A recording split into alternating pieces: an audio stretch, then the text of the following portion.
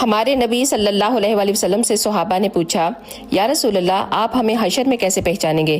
وہاں تو اتنا رش ہوگا۔ آپ نے فرمایا، اگر ماتھا سفید اور پاؤں سفید گھوڑا کالے گھوڑوں میں شامل کر دیا جائے تو بتاؤ پہچانا جائے گا کہ نہیں؟ تو صحابہ نے کہا کہ جی یا رسول اللہ۔ تو آپ نے فرمایا، جب تم وضو کرتے ہو اور وضو کی وجہ سے حشر کے دن تمہارا چہرہ روشن ہوگا اور تمہارے ہاتھ پاؤں بھی، تو میں تمہیں پہچان لوں گا کہ یہ میری امت ہے۔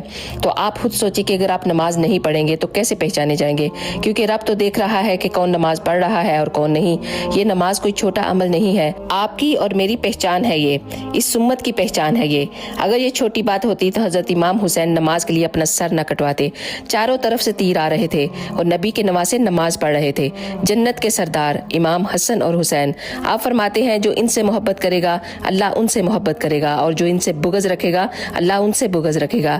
یہ وہ اللہ کے محبوب کے نواسے ہیں جنہوں نے اپنے خون سے وضو کیے تھے۔ آپ نے اپنے